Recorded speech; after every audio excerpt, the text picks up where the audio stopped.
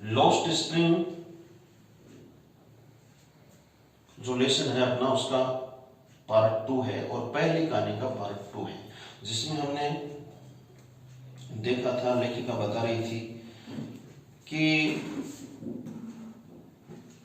पहले जो पुजारी का पुत्र था वो नंगे पांव घूमता था, वो देवी से जूतों की प्रार्थना करता था, लेकिन अब आजकल वो बाद में दूसरे अब के पुजारी 30 साल बाद जो वहां पूजा कर रहा है उस पुजारी के बच्चे की बात करती है जिसके पास जूते हैं, और उसके जैसे और बहुत से बच्चों के पास जूते हैं। लेकिन साथ में वो कहती है कि वो जो रैग पिकर्स जो मोहल्ले में रहते हैं उनके पास, उन बच्चों के पास अभी भी जूते नहीं है।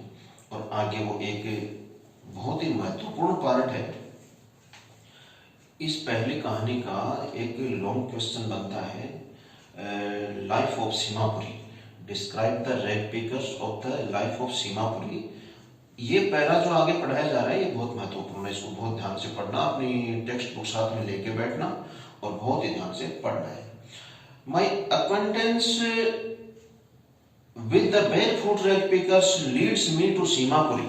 लेखिका कहती है कि मेरी जान पहचान, एक्वेंटेंस माने जान पहचान, मेरी जान पहचान जो हुई थी उन बच्चों से, रैग पिकर्स वाले उन बच्चों से, कचरा बीनने वाले उन बच्चों से, बेयरफुट रैग पिकर्स, नंगे पांव घूमने वाले वो बच्चे, वो कचरा बीनने वाले बच्चे, उनसे जो मेरी जान पहचान हुई थी वो जान पहचान लीड्स मी, लीड्स माने ले जाती है, मी माने मुझे, टू सीमापुरी, सीमापुरी तक ले जाती है। सीमापुरी के विषय में लिखा है कि पहले से कैसा स्थान, on the periphery of Delhi, periphery मानी सीमावर्ती, सीमा पर स्थित, पेरिफेरी ऑफ दिल्ली जो दिल्ली की सीमा पर स्थित है, yet miles away from it, फिर भी इससे मीलों दूर है, सीमा पर स्थित है फिर भी मीलों दूर है, यानी दोनों विरोधाभासी बातें लगती हैं। आगे लिखा भी है मेटाफोरिकली, यानी कि उपमा की दृष्टि से ये बात कही गई है। इसको यूं समझिए कि कोई हमारा पड़ोसी है, पड़ोसी हमेशा सीमावर्ती होता है, यदि हम उसके घर आना जाना बंद कर दें, यदि और वो भी हमारे घर आना जाना बंद कर दे तो निश्चित रूप से दूरी हो जाएगी, वो मीलों दूर हो गया, पास में होकर भी मीलों दूर हो गया। यही स्थिति दिल्ली की और सीमापुरी की भी है। सीमापुरी एक गंदगी युक्त स्थान है, यहाँ कोई आता जाता नहीं है, कोई उधर जाता नहीं है, इसलिए वो मीलों दूर से लगता है। दोज हु लिव हियर, वो जो यहाँ रहते हैं, आर स्क्वैटर्स, स्क्वैटर्स मानी, स्क्वैटर्स अतिक्रमी को कहते हैं जो अतिक्रमण कर ले किसी जगह पर, अनाधिकृत अधिकार जमा ले, और शरणार्थी, यहाँ रहने वाले सब शरणार्थी हैं, अतिक्रमी हैं। Who came from Bangladesh back in 1971, जो 1971 में बांग्लादेश से यहाँ आ गए थे। Sahib family is among them, Sahib का परिवार भी उन्हीं में से एक है। Seemapuri was then a wilderness, Seemapuri उस समय एक जंगल था, वाइल्डनेस माने जंगल, एक घना जंगल था। इट स्टिल इज, और वो तो अब भी है, अब तक भी जंगल है, but it is no longer empty, लेकिन अब ये खाली नहीं है, यानी यहाँ पर ये कचरा बीनने वाले लोगों की बस्ती बस गई है। इन स्ट्रक्चर ऑफ मड, कच्चे मकान बना लिए इन लोगों ने, स्ट्रक्चर ऑफ मड मानी कच्चे मकान, मिट्टी से बनने वाले मकान बना लिए इन लोगों ने। With roofs of tin and tarpaulin, कुछ लोगों के मकानों पर तो छत जो है वो टिन की है, टिन टेन को कहते हैं, चादर को कहते हैं, एंड तारपुलिन, और कुछ लोगों के मकान जो कच्चे मकान, जो कच्ची दीवारें खड़ी कर रखी हैं उन लोगों ने, कुछ लोग उस पर टेंट डाल लेते हैं, तो कुछ लोग तिरपाल से ही अपनी छत बनाते हैं। तो देखो ये जो है वो उनकी जीवन शैली का हिस्सा है, क्योंकि वो गरीब लोग हैं तो तिरपाल से ही अपनी कच्ची दीवार जो खड़ी करते हैं उस पर छत बनाकर उसमें रहने लगते हैं। डेवॉइड ऑफ सेवेज एंड ड्रेनेज, गंदी पानी के निकलने की व्यवस्था, सेवेज ड्रेनेज होती है, तो गंदे पानी के निकलने की व्यवस्था यहाँ नहीं है। रनिंग वाटर, ये गंदा पानी उधर ही बहता रहता है। ऐसी स्थिति में लिव 10,000 रैग पिकर्स, ऐसी स्थिति में 10,000 कचरा बीनने वाले लोग यहाँ रहते हैं। They have lived here for more than 30 years, वो यहाँ 30 साल से भी ज्यादा समय से रह रहे हैं। विदाउट एन आइडेंटिटी, बिना पहचान के रह रहे हैं। विदाउट परमिट्स, बिना अनुमति के रह रहे हैं। बट विथ राशन कार्ड्स, लेकिन उनको राशन कार्ड जारी कर दिए गए। That get their names on voters list, और राशन कार्ड होने से दो फायदे हो गए उनको। पहला फायदा, उनका नाम वोटर लिस्ट मतदाता सूची में जुड़ गया। And enable them two by grain, और मतदाता सूची में नाम जुड़ने के कारण वो अनाज खरीदने में सक्षम हो गए। यानी कि जो अनाज, जो गेहूं 17, 18, 20 रुपए किलो मिलता है, या आटा उसका 24, 25 रुपए किलो मिलता है, वो उनको 2-3 रुपए किलो में प्राप्त हो जाता है। तो सस्ता अनाज खरीदने में सक्षम हो गए, उनका नाम वोटर लिस्ट में जुड़ गया। एक बार जब वोटर लिस्ट में नाम जुड़ जाता है तो वो किसी न किसी पार्टी का वोट बन जाते हैं। और हमारे देश में एक बार वोटर लिस्ट में नाम जुड़ने के बाद कोई न कोई गरीब रहता है और न कोई उपेक्षित रहता है। कुल मिलाकर बात यह है कि उनके पास और पहचान नहीं है, लेकिन वो मतदाता हो गए, एक राजनीतिक अधिकार उनको प्राप्त हो गया मत देने का। Food is more important for survival, भोजन के लिए, जीवित रहने के लिए भोजन ज्यादा महत्वपूर्ण है। मोर इंपॉर्टेंट मानी अधिक महत्वपूर्ण है। फूड, भोजन, फॉर सर्वाइवल, जीवित रहने के लिए, अस्तित्व बनाए रखने के लिए, देन एंड आइडेंटिटी, पहचान के बजाय। यानी वहां के लोग कहते हैं ये बात, जो सीमापुरी में रहने वाले लोग हैं वो ये कहते हैं ये बात कि जीवित रहने के लिए, अस्तित्व बनाए रखने के लिए भोजन ज्यादा जरूरी है, न कि पहचान। If at the end of the day, यदि दिन के आखिर में यानी कि शाम के समय, we can feed our families, हम हमारे पूरे परिवार को भोजन करा सके। फीड का अर्थ भोजन कराना, और फैमिलीज हमारे पूरे परिवारों को, परिवार के सब सदस्यों को, and go to bed without a aching stomach, और बिना दुखते पेट के हम यदि जाकर सो सकें। दुखते पेट का तात्पर्य है यहाँ भूखे पेट, यानी भूखे पेट न सोकर यदि हम पर्याप्त रूप से भोजन करके सो जाएं तो we would rather live here, तो हम यहीं रहना चाहेंगे, देन इन द फील्ड्स, उन खेतों की बजाय, that gave us no grain, जिन खेतों ने हमें कोई अनाज नहीं दिया, से ए ग्रुप ऑफ वुमेन, ये कहना था, ऐसी बात कहती हैं एक महिलाओं का समूह ये बात कहता है, इन टैटर्ड सारीज, जिनकी सारी पुरानी फटी हुई सी थी, और यानी वो गरीब तो थे ही, लेकिन अब उनको संतुष्टि इस बात की होती है कि इस जगह आने के बाद वो भरपेट भोजन कर लेते हैं। When I asked them, जब मैं उनसे पूछती हूँ, जब मैंने उनसे पूछा, यानी लेखिका ने उनसे पूछा है कि why they left their beautiful land of green fields, जब लेखिका ने उनसे पूछा कि जब तुम ढाका के आसपास वहां रह रहे थे तो अपने हरे भरे खेत और वो जगह आपने क्यों छोड़ी, वो जो नदी के आसपास का क्षेत्र था क्यों छोड़ा आपने? हाँ, अच्छी थी वो जगह, लेकिन तूफान आने लगे थे, यानी फसल, पकी हुई फसल पे तूफान आ जाए और फसल को उड़ा ले जाए, झोपड़े वगैरह पे उड़ा ले जाए, तो ऐसी जगह पे कौन रहना चाहेगा। Wherever they find food, अब तो स्थिति ये हो गई थी उनकी कि जहां कहीं उनको भोजन प्राप्त होता, they pitch their tents, वहीं में अपने तंबू लगा लेते, अपने टेंट लगा लेते। पिच टेंट माने टेंट लगाना, वहीं में अपने तंबू लगा लेते। That become a transient homes, और यही उनका अस्थायी घर बन जाता। ट्रांजिएंट होम्स माने अस्थायी घर, चलते फिरते घर। Children grow up in them, बच्चे भी उन्हीं में बड़े होते।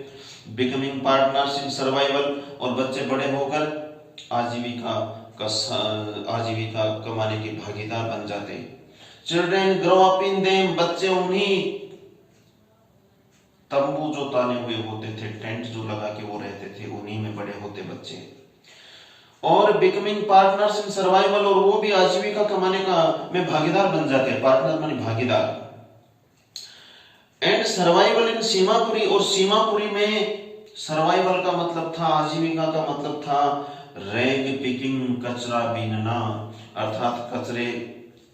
ये आप किसी भी शहर में देख सकते हैं, छोटे छोटे बच्चे जो गंदी नाली और जो कचरा इकट्ठा होता है उसके आसपास हाथ में एक थैला लिए, कट्टा लिए प्लास्टिक का, घूमते रहते हैं, कंधे पे लटकाए रहते हैं उसे, और जो भी कचरे में कुछ न कुछ डिब्बा, बोतल कुछ मिल जाता है उसको उस कट्टे में, बोरे में डाल लेते हैं। उसको 2-3 घंटे सुबह सुबह ये काम करते हैं, फिर उसको कहीं न कहीं ले जाकर बेचने का जो है वो कार्य उनके घर वाले करते हैं, और उनसे जो कुछ पैसा उनको मिलता है उससे वो गुजर बसर करते हैं।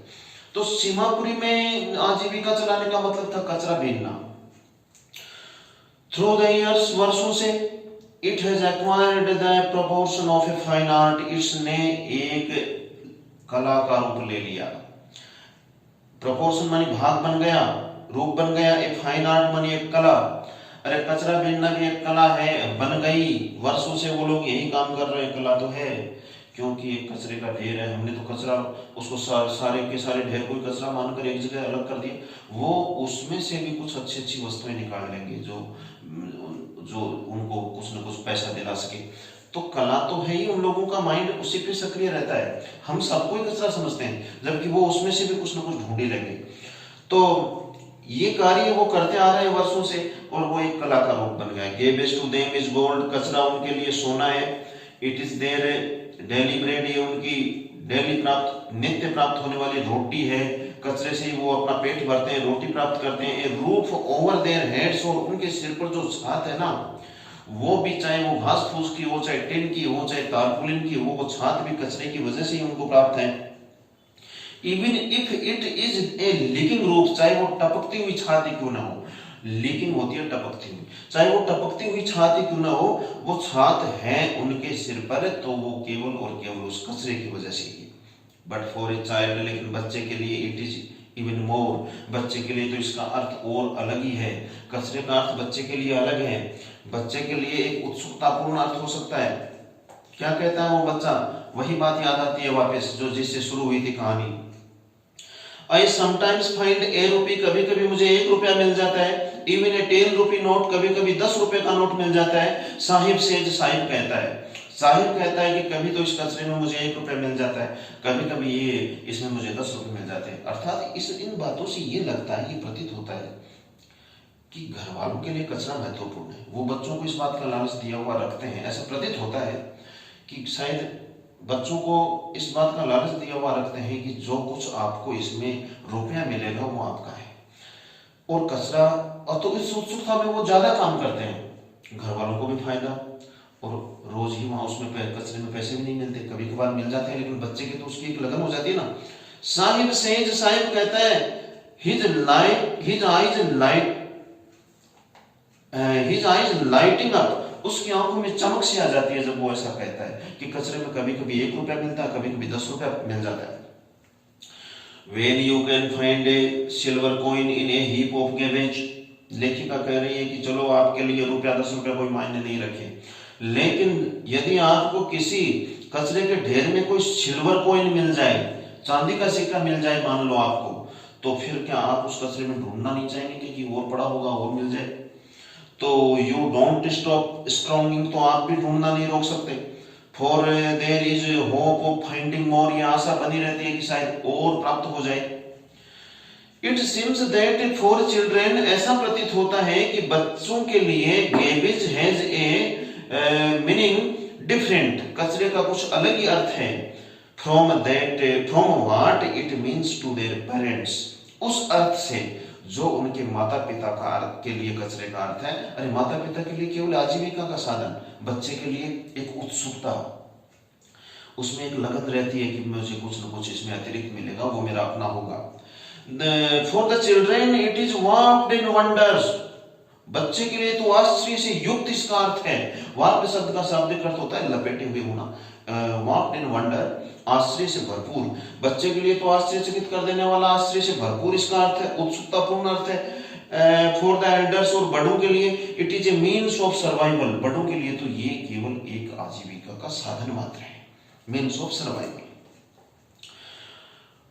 वन विंटर मॉर्निंग, एक दिन सर्दी की सुबह, आई सी साहिब, मैं देखती हूँ साहिब को कि standing by the fenced gate of the neighbourhood club, पड़ोस में एक कोई क्लब चलता है, एक समान उद्देश्यों के लिए जो काम करते हैं लोग, वो क्लब का रूप ले लेते। क्लब एक समूह ही होता है, तो विशेषकर खेलों से जुड़ा हुआ, म्यूजिक से जुड़ा हुआ ये क्लब बना लेते हैं और वो उसमें एंजॉय करते हैं।